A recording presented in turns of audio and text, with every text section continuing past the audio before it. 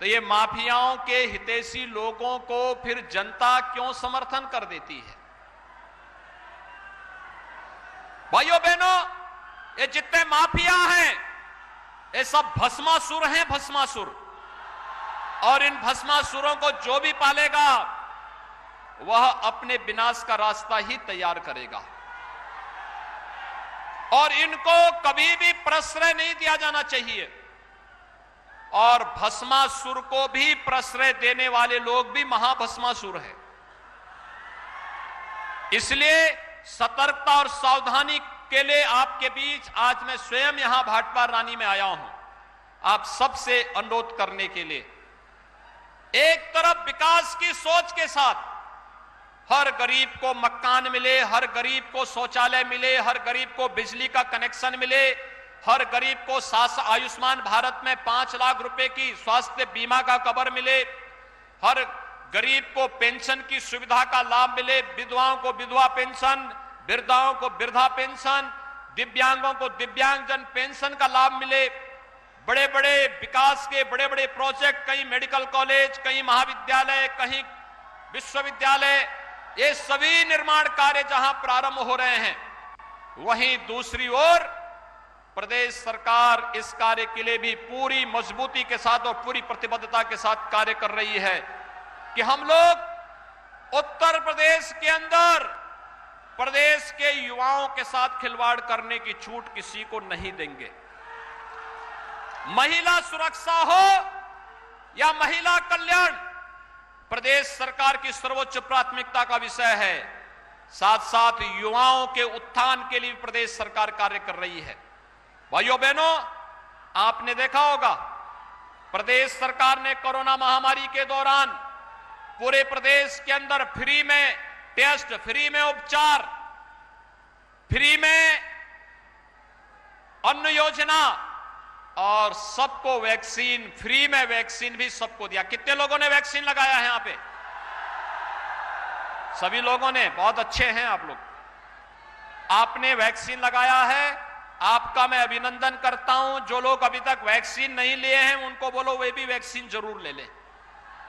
देखो, बहकावे मत आना, उन दोहरे चरित्र और गिरगिट की तरह रंग बदलने वाले लोगों के उसमें मत आना, जो लोग कहते हैं घर में चुपचाप वैक्सीन लेते हैं, बात बाहर कहते हैं हमने नहीं ली।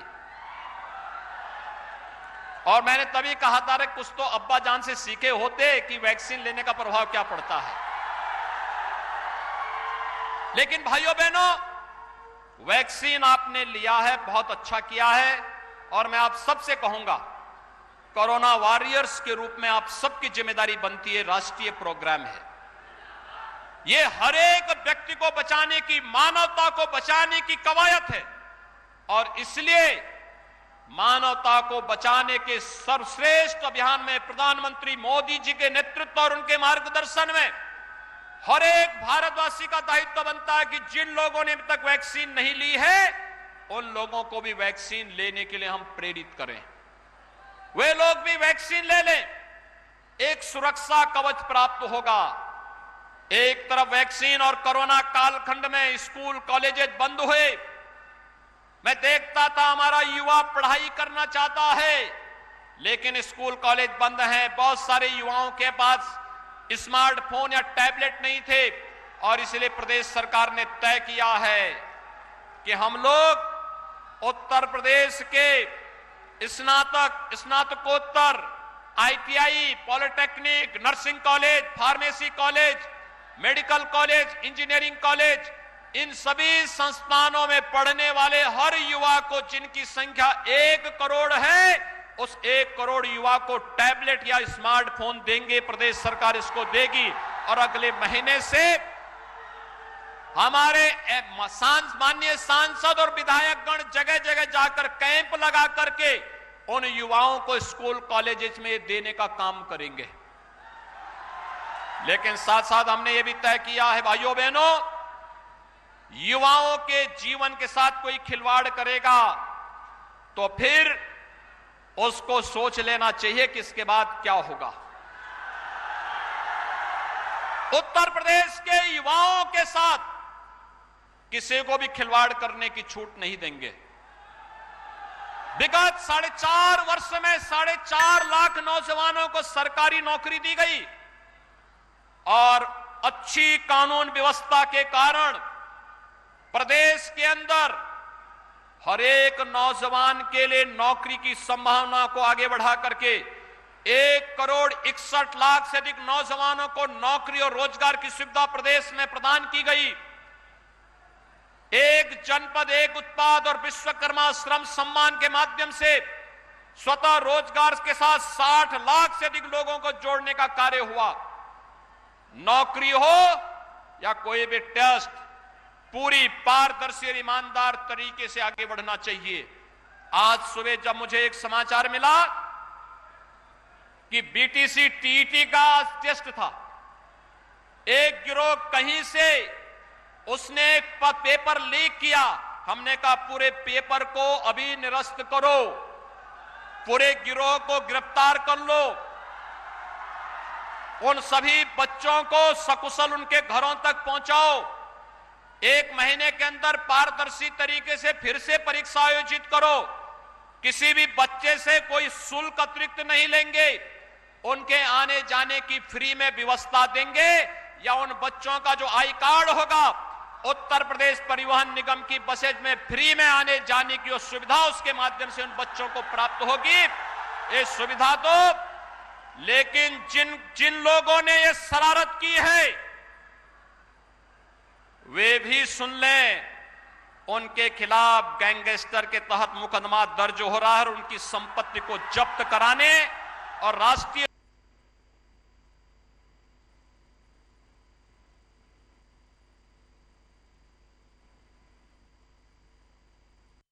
प्रबंधन देश के अंदर और दुनिया के अंदर सबसे बेहतरीन करके भी दिखाया। सबसे बड़ी आबादी हमारी थी, लेकिन आप सबके सहयोग से हेल्थ वर्कर्स, प्रशासनिक टीम, जनप्रतिनिधि, कोरोना वॉरियर्स, इन सब ने मिलकर के जो सहयोग किया, उत्तर प्रदेश सबसे अच्छा परिणाम दिया है। और भाइयों बहनों, आपको मालूम है उत्तर प्रदेश ने कितने वैक्सीन अब तक दे दिए हैं? अब तक हम लोग 15,84,00,000, यानी आज उत्तर प्रदेश, यानी कल तक उत्तर प्रदेश 16 करोड़ लोगों को वैक्सीन दे चुका होगा। 16 करोड़। 16 करोड़ तो दुनिया के तमाम देशों की आबादी नहीं है। उतने लोगों को हम वैक्सीन दे रहे हैं यहां पे, और फ्री में वैक्सीन, सबको वैक्सीन। ये परिणाम अगर हम देने में सफल हुए इसलिए क्योंकि केंद्र और प्रदेश सरकार में दुगनी तिगुनी ताकत से बढ़ती है। जब डबल इंजन की सरकार चलती है तो विकास होता है, लोक कल्याण की सरकार चलती है तो विकास होता है, लोक कल्याणकारी योजनाओं का लाभ मिलता है। जब डबल इंजन की सरकार चलती है, हर गांव की, हर गरीब की, हर किसान की, हर नौजवान की सुनवाई होती है। और जब डबल इंजन की सरकार चलती है तो सरकारी संपत्ति को कोई बेच नहीं सकता है। तो सरकारी संपत्ति को कोई बेच नहीं सकता है। हमारा ये देवरिया और कुशीनगर को कोई बेच नहीं सकता है। हमारा ये देवरिया और कुशीनगर कभी चीनी का कटोरा कहा जाता था, चीनी का कटोरा कहा जाता था। लेकिन भाइयों बहनों, बसपा की सरकार के समय और सपा की सरकार के समय 21 चीनी मिलें बेची गई थी। यानी यहां के नौजवानों को बेरोजगार करने वाले, यहां के किसानों के पेट पर लात मारने वाले सपा बसपा के लोगों को कैसे यहां की जनता बर्दाश्त करती है? ये लोग आपकी संपत्ति पर डकैती भी डालते हैं, बेरोजगारी भी फैलाते हैं। चीनी मिलों को बेच करके औने पौने दाम पर बेचे थे और उसके बाद सीना चौड़ा करके आपके सामने बड़ी बेशर्मी के साथ आते हैं, कहते हैं हम कल्याण करेंगे। अरे जब तुम्हें मौका मिला था तब क्या कर रहे थे? तब तो दंगा करवा रहे थे, तब लूट खसोट करवा रहे थे, विकास की योजनाओं का बंदर बांट कर रहे थे, गरीब को खाद्यान्न नहीं मिलता था, उपचार के लिए हॉस्पिटल में कोई सुविधा नहीं थी। और अगर दुर्भाग्य से उस समय कोरोना आया होता तो कहीं बाप बेटे भागे होते, कहीं बबुआ और बुआ के लापता हो गए होते, चाचा भतीजा गायब होते, भाई बहन का कहीं पता नहीं होता और प्रदेश की जनता तड़प तड़प करके कोरोना की चपेट में, यहां पर उसकी चपेट में आकर के तड़प रही होती। लेकिन हम लोगों ने कोरोना कालखंड में किसी का साथ नहीं छोड़ा, मजबूती के साथ खड़े रहे। और इसीलिए आज हम सब आपसे कहने के लिए आए हैं, ये विकास इसलिए हो रहा है क्योंकि केंद्र और प्रदेश में भारतीय जनता पार्टी की सरकार है। ये योजनाओं का लाभ इसलिए मिल रहा है क्योंकि केंद्र और प्रदेश में बीजेपी की सरकार है और बिना भेदभाव के मिल रहा है, बिना भेदभाव की योजनाओं का लाभ मिल रहा है। इसमें कोई न जाति का भेद है, न मत का, न मजहब का, न क्षेत्र का, न भाषा का, एक ही भाव है, सबका साथ और सबके विकास का। एक तरफ सबके साथ और सबके विकास का और दूसरी तरफ आस्था के सम्मान का भी भाव है। आस्था का सम्मान, पर्व और त्योहार शांतिपूर्ण तरीके से मनाए जा रहे हैं और अयोध्या में भगवान राम का भव्य मंदिर भी बन रहा है। क्या ये राम मंदिर कांग्रेस का बना पाती? क्या मोहन जी बना पाती? क्या बबुआ बनाते? उनका हिम्मत ही नहीं था। आज भी वे कहीं मंदिर में जाते हैं तो 10 बार सोचते हैं कि जाएं का न जाएं। और इसलिए भाइयों बहनों, आस्था का सम्मान हो, राष्ट्रीय सुरक्षा का मामला हो, अपराधी और माफियाओं को साथ सख्ती से निपटने की कार्रवाई हो, बिना भेदभाव की योजनाओं का लाभ प्रदान करने का हो, देश के महान स्वतंत्रता संग्राम सेनानियों के सम्मान का हो, या फिर विकास के बड़े बड़े प्रोजेक्ट, कहीं मेडिकल कॉलेज, कहीं विश्वविद्यालय, कहीं एयरपोर्ट, कहीं चीनी मिल, ये सभी कार्यक्रम आगे बढ़ाने की कार्रवाई युद्ध स्तर पर चल रही है। और मैंने तो कहा है, ये देवरिया जनपद के लिए मैंने कहा यहां के प्रशासन से, देवरिया कुशीनगर जनपद में जमीन उपलब्ध कराओ, एक नई चीनी मिल हम यहां पर जरूर देंगे, बननी चाहिए, क्योंकि चीनी का कटोरा कहा जाता था। और उस दिशा में गंभीर प्रयास प्रारंभ हो रहे हैं। सपा बसपा बेइज्जती थी, भारतीय जनता पार्टी नवनिर्माण का कार्य कर रही है और उस कार्यक्रम के साथ जोड़ने के लिए आज मैं आपके बीच यहां पर आया हूं। आप सबसे मैं अनुरोध करूंगा, भाटपार रानी ने 2017 में वो जो चूक हुई है, उस चूक को बिना भेदभाव के ब्याज सहित भाजपा को वापस कर देने मांगने के लिए मैं आया हूं आपके पास। आप सभी लोग 2022 के लिए अभी से कमर कसें, मजबूती के साथ। जहां कमल होगा वहां पर हर जनता को बिना भेदभाव के भारतीय जनता पार्टी के पक्ष में खड़ा होना होगा।